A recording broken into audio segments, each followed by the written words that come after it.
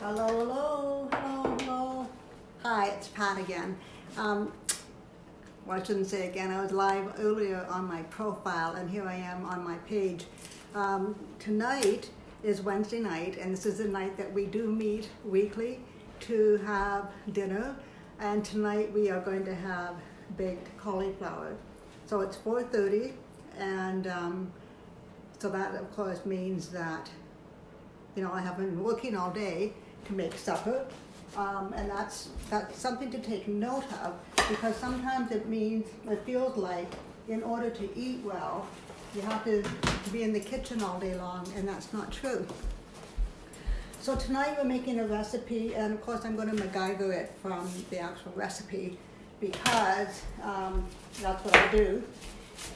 What I'm going to do first of all is I wash this cauliflower, wash my hands, and we're going to roast this. Oh, Garland. Yes. Will you bring me some oil, please? We're going to roast this for a few minutes first to kind of brown it. And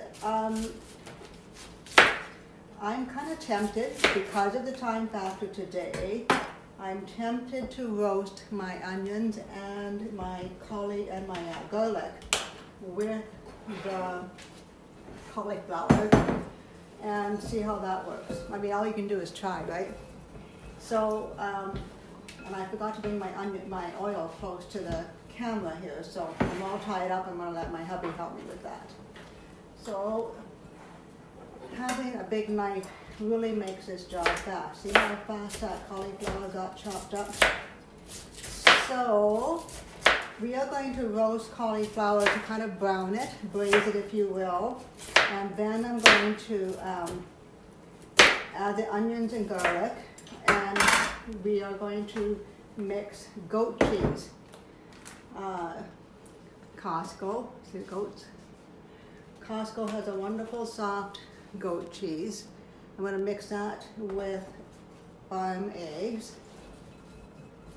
And then we are going to put some spices in it. And my favorite spice is, can you guess what my favorite spice is? I'm losing my cauliflower.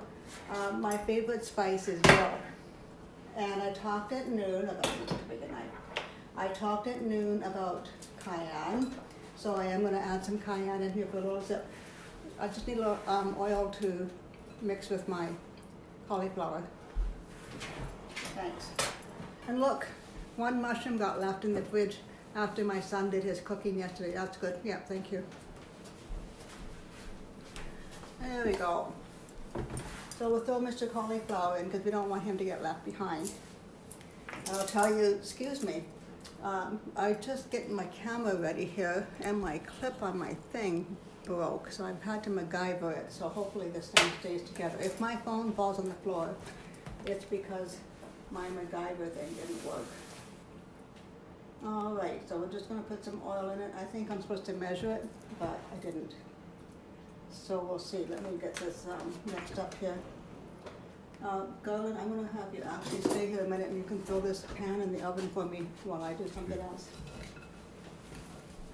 So we're just going to get this a little bit mixed in here. And yes, I could have used a bigger bowl. My husband always says, you always use too small of a bowl when you do things. But it's not the end of the world here. So I'll get a little bit of oil on that, maybe a little more.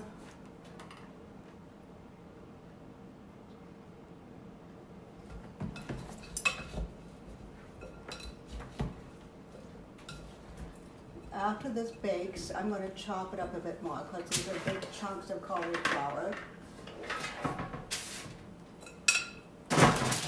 I've got the oven warming up to 450 degrees, and it looks like it's almost ready. The oven's going to make a big noise here in just a moment.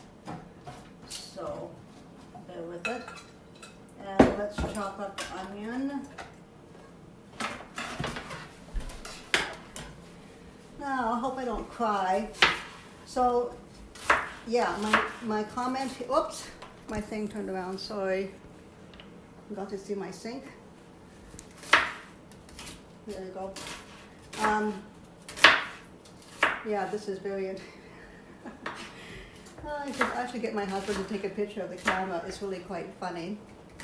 I'm sure my customer support people will take care of my ring light, my thing that broke. All right, so there is some onion, and we want some cauliflower, I mean not cauliflower, garlic.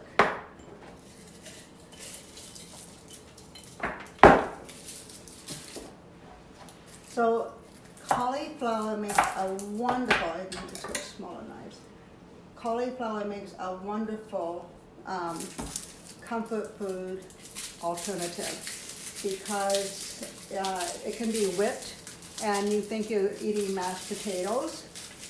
I'm using it today, you know, sort of as a pasta substitute, if you will. And like macaroni and cheese on a cold winter day. We went for a walk. I don't know if you saw out the window when my camera turned there. Beautiful blue sky. I'll post a picture in stories afterwards. Maybe here too. Beautiful blue sky. But the wind was nippy and it's cold out. It's like, I don't know, it was minus 20 something this morning. Oh, I lost a clove. It was minus 20 something this morning. It's maybe minus 15 or whatever now. Then with the wind chill. So pasta and comfort foods are wonderful on a day like today, right? And I just really encourage you to substitute cauliflower, to use cauliflower as a magic when you're looking for comfort food, whether it's mashed potatoes or pasta, or it can be used as cauliflower rice. It can be used nicely in soups to give that little extra thickening, or instead of noodles. And you know, it's a great vegetable for you and very cruciferous. That means it has lots of other good benefits for you. And I'm putting lots of cloves in here because I can. And roasted cloves actually are quite sweet, I find. And of course the aromatic. I don't find them to be have too much of an aftertaste. So I think you're going to enjoy this. So let's get this in the oven. I'll get my handy helper to, whoops, I need to trim that a little bit more. We're not going to do all of this together because I am respectful of your time. But I just wanted to pop on here. Okay, Garland, if you would throw this in the oven for me, that would be helpful. Thank you, thank you.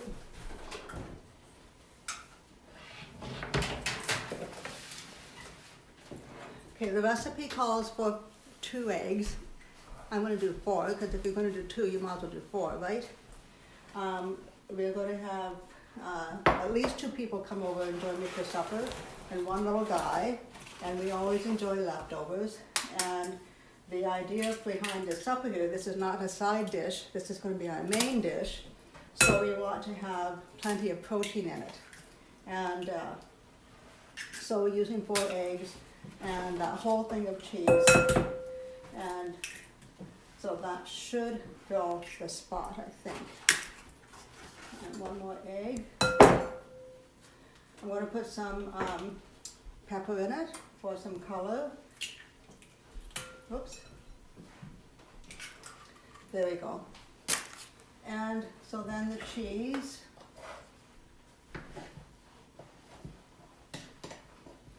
I'll whip this up, and I think we'll put some spices in here to get the spices well mixed through things, and I'm afraid that that's going to be kind of noisy with the beater. I hope you don't mind.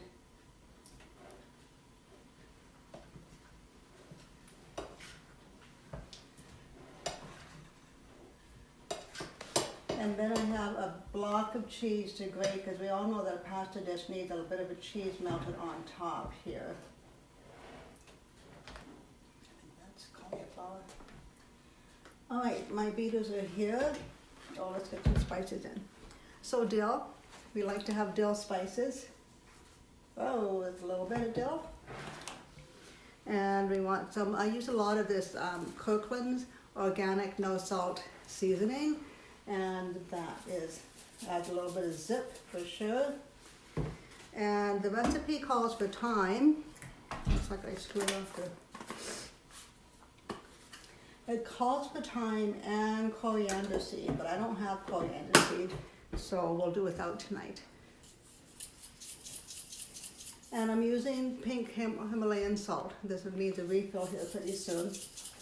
But pink Himalayan salt has lots of minerals in it that are good for us. So it is a good option to use for your baking and cooking and eggs and nuts and whatever else you like salt for. A little bit of ground pepper. This peppermint is the best in the West.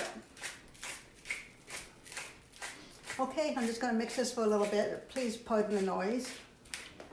And then I'll have to attend to the cauliflower here shortly in the oven.